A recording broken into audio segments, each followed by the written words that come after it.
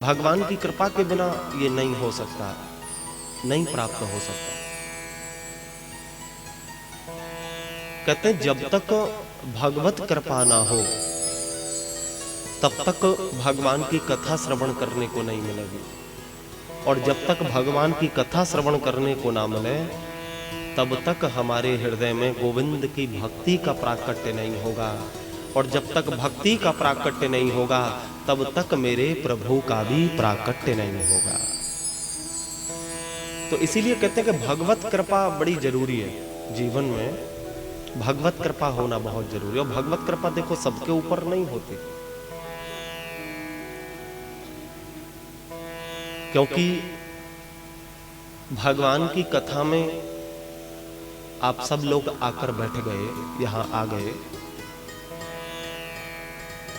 और कुछ भक्त ऐसे भी होंगे यहीं आपके ही नगर में जो भगवान की कथा में जाना चाहते हैं, पहुंचना चाहते हैं, लेकिन ऐसी परिस्थिति बन जाती है कि वो लोग नहीं पहुंच पाते। ऐसे कोई काम आ जाते हैं कि वो नहीं जा पाते, चाहकर भी नहीं जा पाते। क्यों?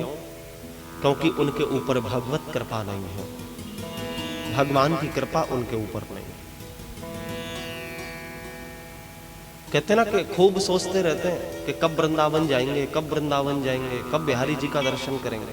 लोगों का पूरा जीवन बीत जाता है ये सोचते सोचते, लेकिन नहीं जा पाते। क्यों? क्योंकि कृपा नहीं है, नहीं जा पाते। और कुछ भक्त ऐसे भी होते हैं जो बताते हैं हमें, बोले महाराज कि हमारा तो जाने का कोई प्रोग्राम ही नहीं था, लेकिन ऐन वक्त पे ऐसा संयोग बना कि हमें जाना पड़ा वृंदावन, और पहुंच गए हैं, बिहारी जी का दर्शन भी हो गया। क्योंकि उनके ऊपर एक समान रूप से सीधी भगवान की कृपा थी। क्योंकि बिना भगवान की कृपा के सत्संग तो बिल्कुल भी संभव नहीं है। अति हरि कृपा जाहि पर होई ना, ये चौपाई अक्सर याद आती है। रामायण में तुलसीदास जी ने एक एक चौपाई, एक एक शब्द ऐसा लिख कर दिया है कि रामायण की कोई भी चौपाई साधारण कोई शब्द नहीं है, साधारण कोई चौपाई नहीं है, वो वेद मंत्र है। कहते हैं कि रामायण की एक एक चौपाई अगर कोई जीवन में धारण कर लेना, कोई एक चौपाई का गान ही कर ले, तो जन्म जन्मांतर के पापों से छूट सकता है। अगर कोई रामायण की कोई एक बात को, कोई एक शब्द को ही जीवन में धारण कर लेते। कहते हैं कि सहस्त्रम गौ फलम लभेत, सहस्त्रम गौ दानम फलम लभेत, कि 1000 गौएं दान करने का बराबर का जो फल है वो रामायण की चौपाई गाने से ही मिल जाता है। जो रामायण की कोई भी चौपाई गुनगुना ले, रामायण की कोई भी चौपाई गा ले। बोलो आप लोग गाते हो रामायण के नहीं गाते हो घर में? बोलो गाते हो? क्योंकि रामायण घर में गानी ही चाहिए, रामायण तो घर में होनी ही चाहिए। क्योंकि रामायण तो जो गृहस्थ में रहने वाले भक्त हैं उनके लिए एक मानो अमृत का कलश है जो इतनी सहजता से उन्हें मिल गया है। लेकिन लोग क्या करते हैं, रामायण ले तो आते हैं, बाजार से रामायण खरीद तो लेते हैं और कपड़े में बांधकर ऐसा रखते हैं उसे कि कभी कभी साल में ही एक आध बार नंबर आता है उसे खोलने का, लाकर तो रख लेते। लेकिन एक बात याद रखना कि अगर कोई भी ग्रंथ तुमने घर में लाकर रखा और उसे बंद करके रखा हुआ है, कभी खोलते नहीं हो, तो इसका बड़ा दुष्प्रभाव तुम्हारे घर में होगा। तुम्हारे घर में किसी ना किसी कारण से ये भी अशांति रहेगी अगर कोई भी ग्रंथ बंद रख रखा है घर में तो।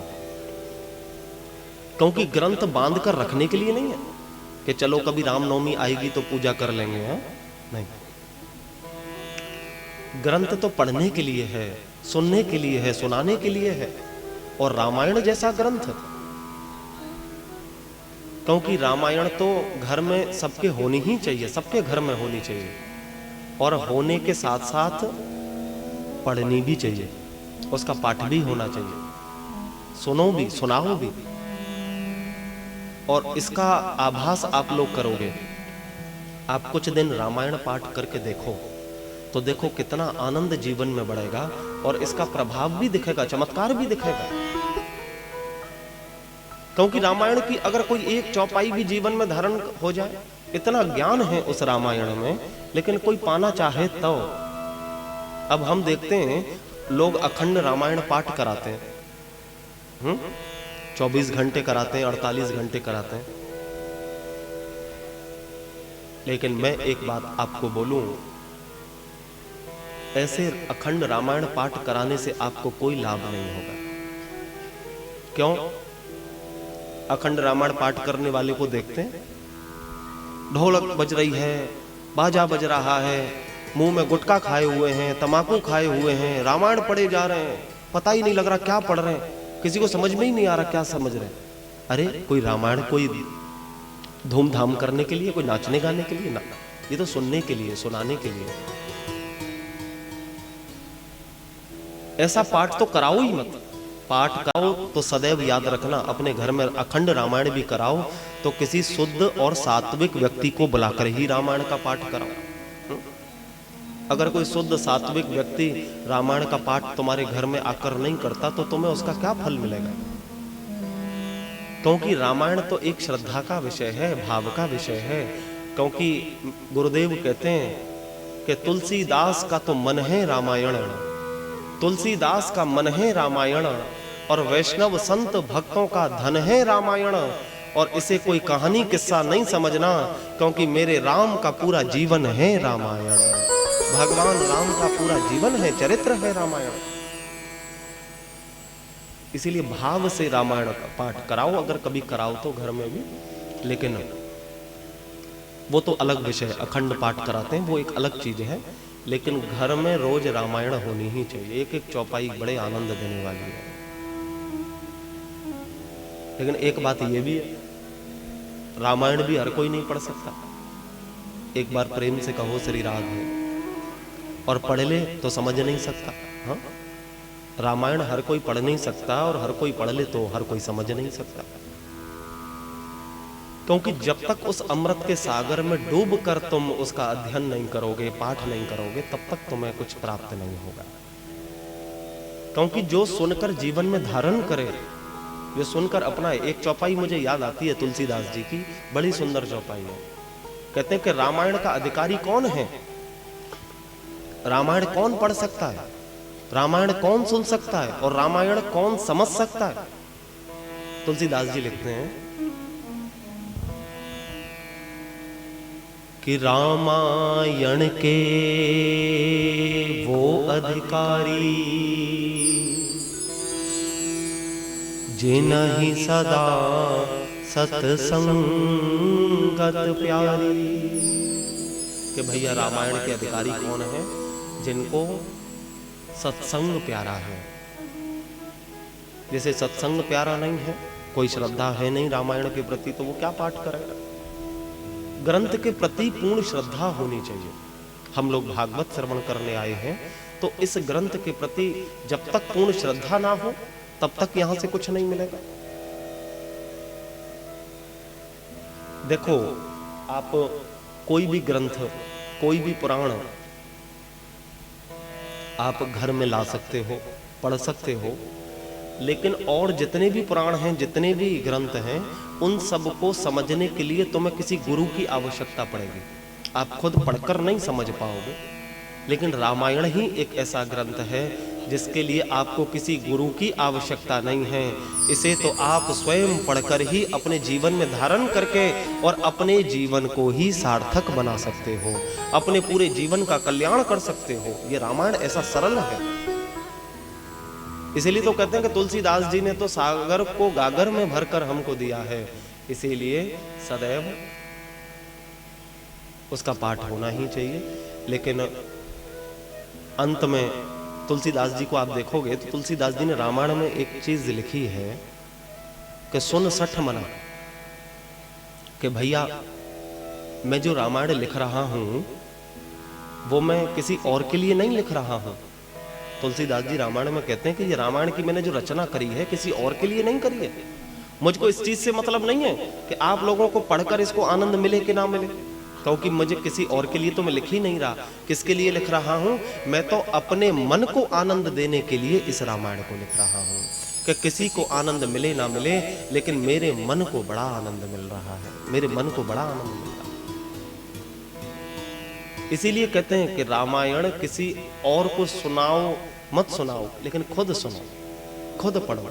कोई सुनने वाला ना हो तो खुद सुनो, अपने मन को सुनाओ।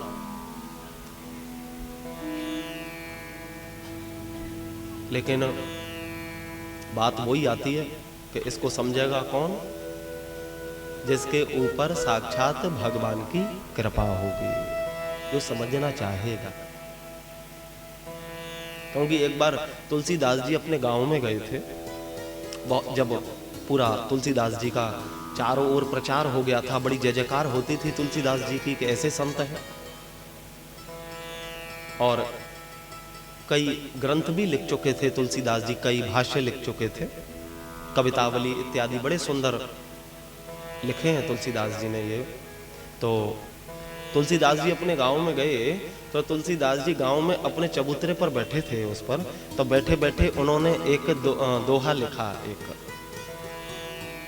क्या लिखा कि तुलसी अपने गांव में कबहू न दीजो पाम। तुलसी अपने गांव में कबहू न दीजो पाम, क्योंकि दास गयो तुलसी गयो और तुरसा रह गयो राम। क्योंकि जब तुलसीदास जी पहुंचे अपने गांव में, देखो यानी जहां पूरे संसार में जय जयकार होती है, लेकिन गांव में पहुंचे तो उनकी रामायण को कोई समझता ही नहीं, तुलसीदास जी को कोई समझता ही नहीं। क्योंकि औरों के लिए तो तुलसीदास थे, लेकिन गांव के लिए तो वही कि ये तो हमारा तुरसा है, ये क्या लिखेगा। तो इसलिए तुलसीदास जी कहते हैं कि दास गयो तुलसी गयो, दास भी गया तुलसी भी गया, बस तुरसा रह गयो नाम। इसीलिए कौन समझेगा इस रामायण को, इस राम कथा को कौन समझेगा? जिस पर साक्षात मेरे राम की कृपा होगी, बस वो ही समझ पाए।